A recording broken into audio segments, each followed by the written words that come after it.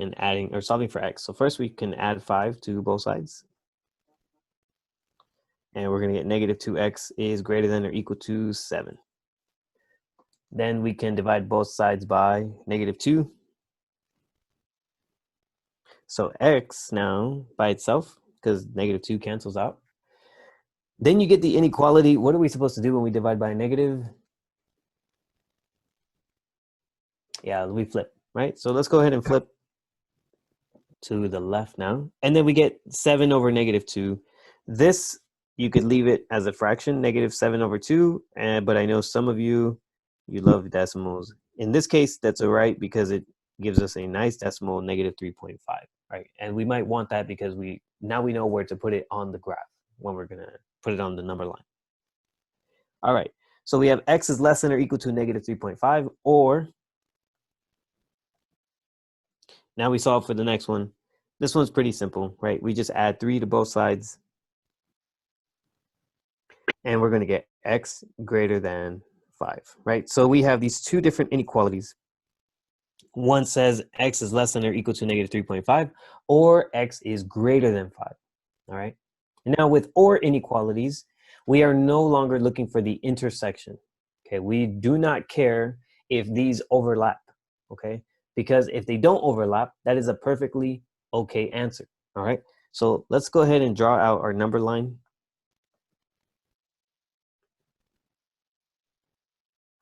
Let's put 0 for reference. Let's put 5 over here, and let's put negative 3.5 here. Okay.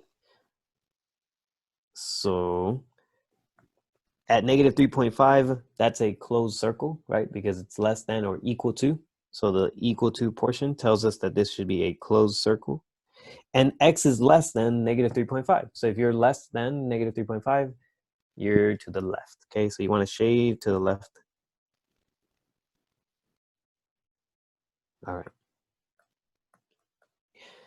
Then the other inequality tells us at 5, right? Open circle, because it's just greater than. So we have an open circle at 5.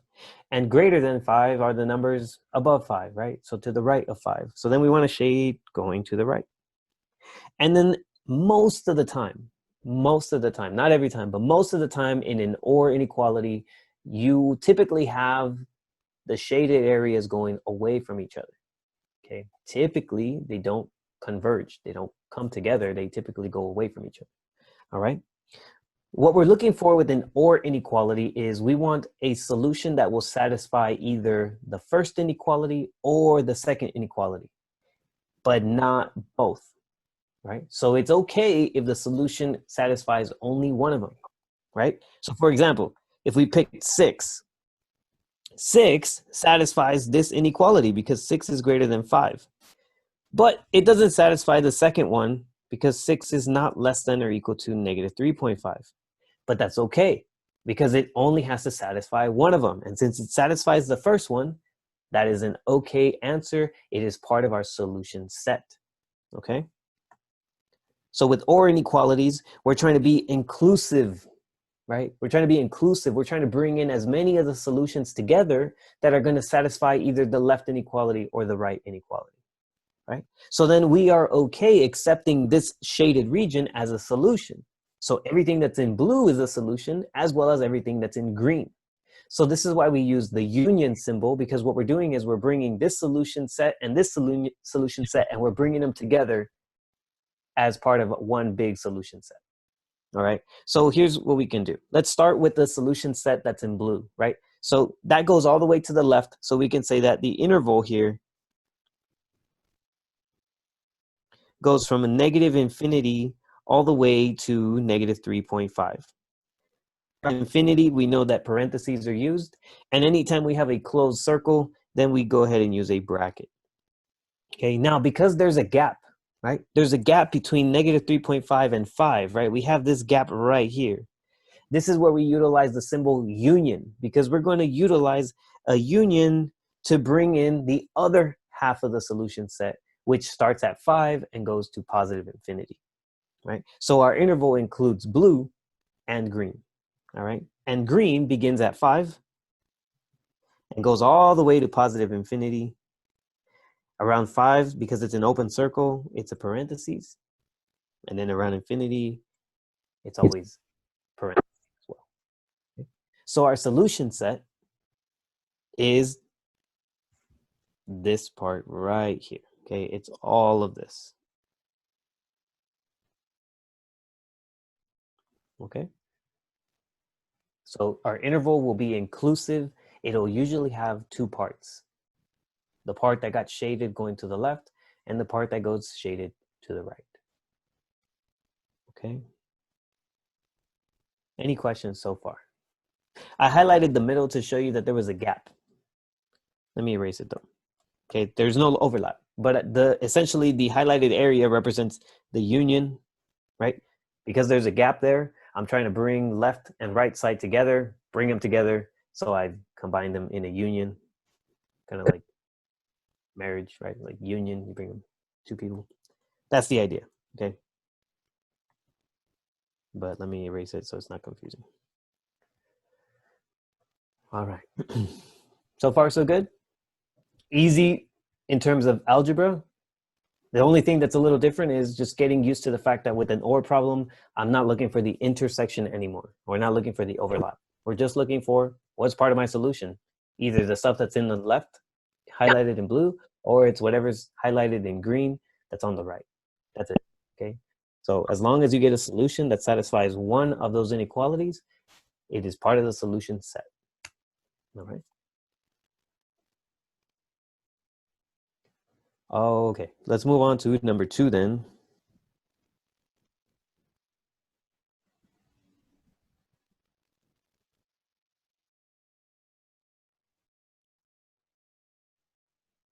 Okay. So now same kind of idea, right?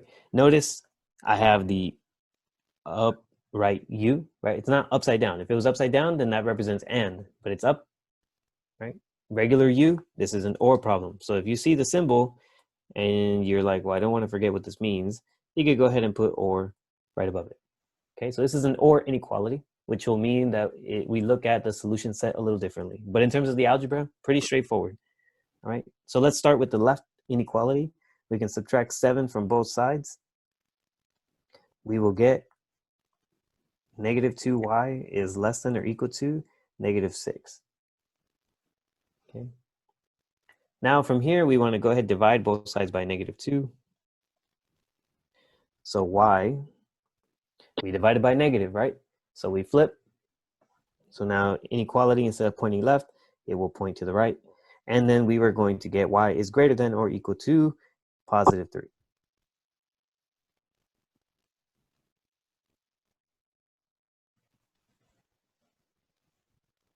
Okay. Union, right? Or, and now we solve for the one on the right. So here we have y on 2 sides of the equation. Okay, so maybe what we want to do first is bring that y together to the right side. I'm going to add y to both sides. Negative y plus y, we know that's a 0 pair, that cancels out. 3y plus 1y is 4y. Okay, so we get 4y plus 10 is less than 4. Now we can go ahead and subtract 10. So 4y will be less than negative 6. Okay, and if we want to go ahead and finish up, we just divide both sides by 4.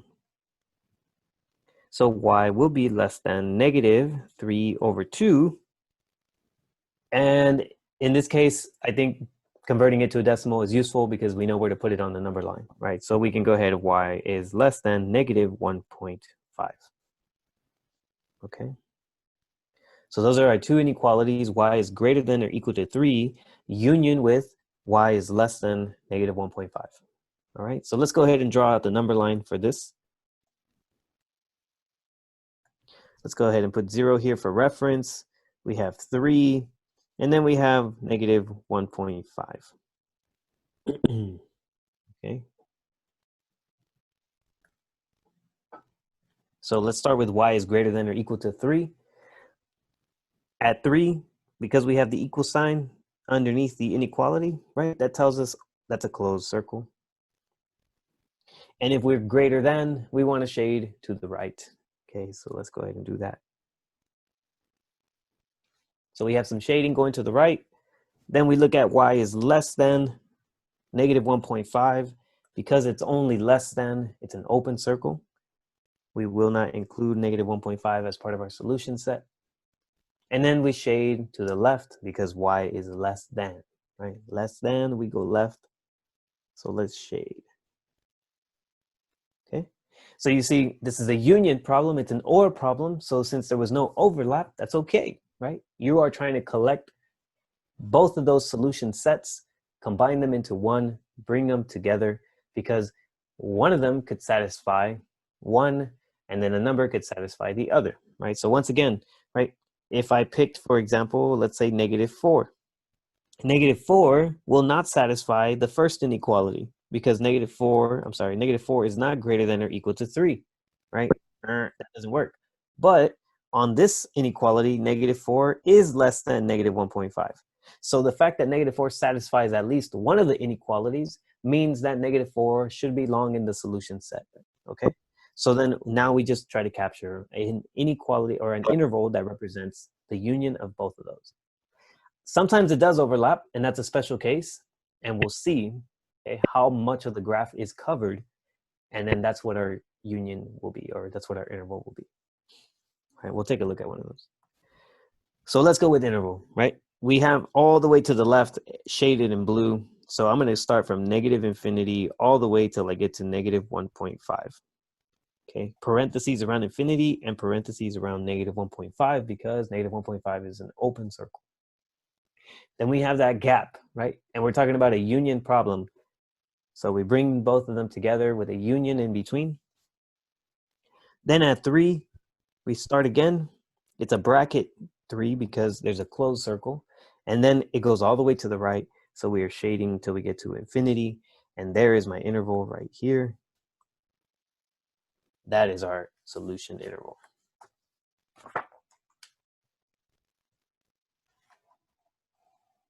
Okay, any questions so far?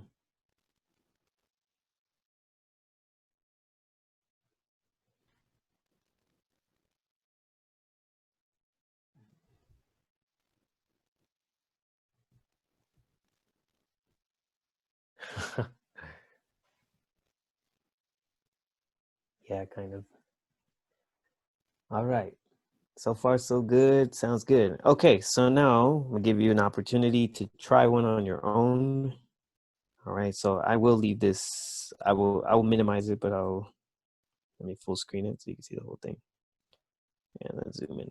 All right, so you have a U try number 2.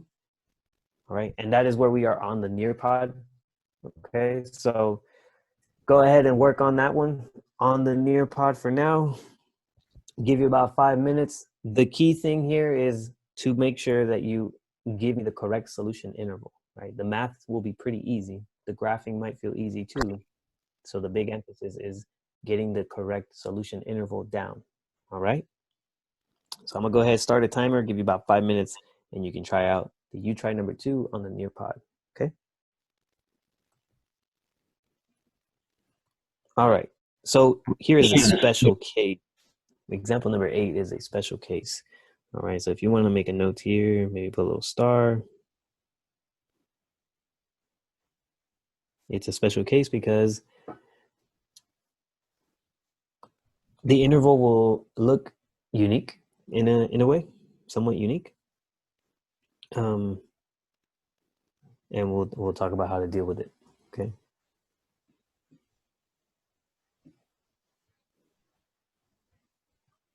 All right, and then don't worry about the decimals. It's very much like a fraction buster type of problem, except with decimals. Okay, so we're gonna get rid of the decimals first, and then solve the equation. All right, so let's take a look at the left. 2x plus 1 is less than negative 9. We want to go ahead and solve here. So we subtract 1, and we're left with 2x is less than negative 10. Okay. Now, in order to get rid of the 2, we can divide, in order to get x by itself, we divide by 2. So we can bring down x is less than negative 5, right? since I didn't divide by a negative, there was no need to flip, right? My denominator was a positive 2, so I keep my inequality pointing in the same direction. Okay, then I have or, right? My union or. And now on the right side, okay, I want you to think about, I need each one of these decimals to move one space over to the right, right? It's 0.1 and it's 0.5, and this could be a much easier problem to solve if I didn't have decimals, right? So if I want to move the decimal one space to the right, I multiply by 10, okay? So we're going to multiply the entire equation by 10, right? And it works exactly the same way that a fraction buster would, except it's with the decimal, right? So we're trying to get rid of decimal, so it's like a decimal buster, okay? So because I'm only moving the decimal over one space, I'm multiplying by 10, okay? So when we do that, we're going to distribute to each part of the equation. So 10 times 0.1 is just 1, right? So that's 1x. 0.5 times 10 is just 5. And then greater than or equal to 0 times 10 is still 0, okay? So that didn't change. So now all we need to do is subtract by 5. And we're going to get that x is greater than or equal to negative 5. All right, so let's graph. All right, let's see what we get. Yes, we're multiplying by 10, not because it's in the 10th place, but kind of. The idea is that if I want to move a decimal over by one space to the right, you multiply by 10. If, let's say I wanted to move the decimal over 2 spaces, right? Let's say I had a number like 0.02, and I needed to move this decimal 2 spaces to make it a 2, I would have multiplied by 100.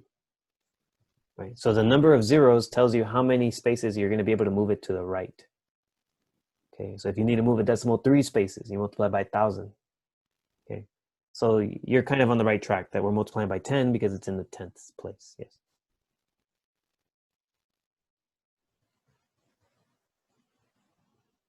All right, so let's graph.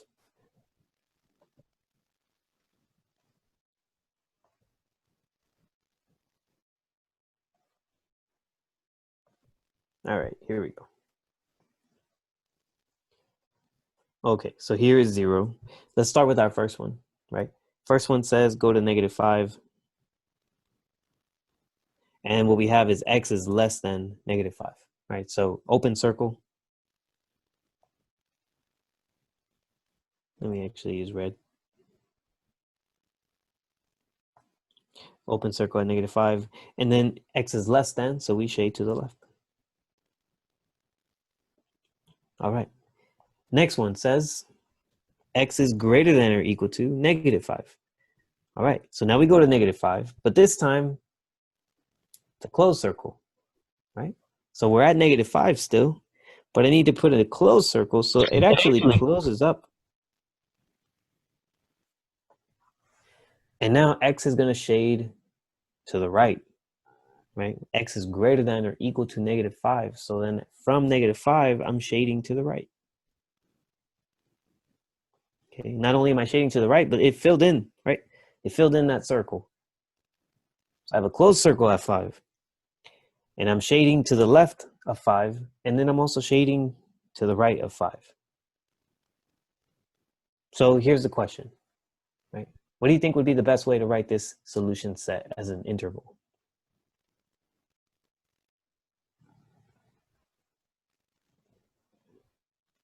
Remember that the interval for an OR inequality is everything that's shaded, right? Everything that's shaded becomes part of our solution interval. So think about this one. It's shaded to the left of negative 5. It's filled in at 5, or at negative 5, and then it's shaded to the right of negative 5. Right? So it covers the entire number line, right? There's nowhere on the number line where we have a gap, right? You would think maybe there's a gap at negative 5, but there's not anymore because we had to fill it in, right? Closed circle. So now negative 5 is part of our solution.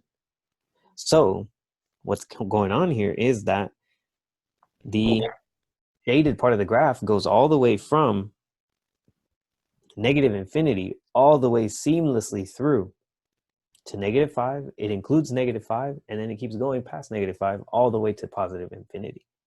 So the easiest way to write this would be to say, well, the entire number line is shaded, so from -infinity to infinity is my solution set. Okay. Another way to say it is all real numbers, right? So you can give me the shorthand notation, right? All real numbers. Or you can say from -infinity to infinity. Okay. Any questions on that?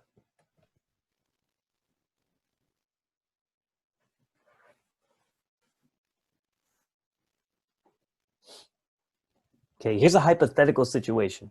Let's just say that when we graphed it, right? Let's say we would have done it right anyway, but let's say we would have graphed it and we would have got almost the exact same thing, except that at -5, instead of closing, it would have stayed open, right? Let's just pretend. But it was still going to shade all the way to the left and then all the way to the right, right? But the only difference is 5 is an open circle instead of a closed circle. How do you think then that the inequality, or how do you think then that the interval notation changes for this one compared to the one above?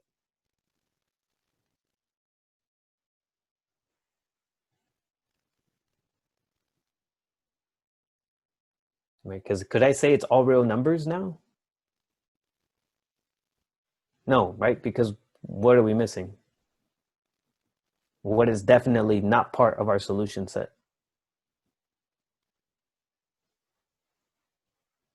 Yeah, we're missing -5, right? Okay, so here's how we do this.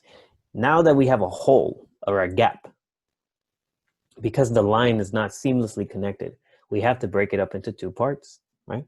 So we go from -infinity to -5. Now, are we including -5? It's an open circle, therefore it's a parentheses, right? We cannot include -5, because if we could include -5, then we would be all real numbers, but we're not. Exactly. So with the parentheses, right? So we have a parentheses, -infinity to -5 parentheses. And then it seems strange, right? Because now you have a union, and now you have to start technically kind of like on the other side, right? But where are you starting from again? Well, now you're kind of starting again from -5, but you're not including -5, right? So literally we're talking like 5.0000001, right? Like super tiny, right? Extremely close to -5, but not -5. And now we want to capture the other half, right? So now we go from -5 to positive infinity. Right? So the way that this interval reads is saying from -infinity up until -5, but not including -5, union with not -5, but starting right after -5 all the way to infinity. So basically it's just saying the only thing that we've skipped is -5, because neither interval is including -5, right? You see, they're both parentheses. But we have to use it this way to let you know that everything is shaded except for -5. That's the one number that we are not including. All right. So then if you do get a hole right at that number, then you're going to have to then split that into two, where you exclude that one number that has a hole in it, okay, or open circle.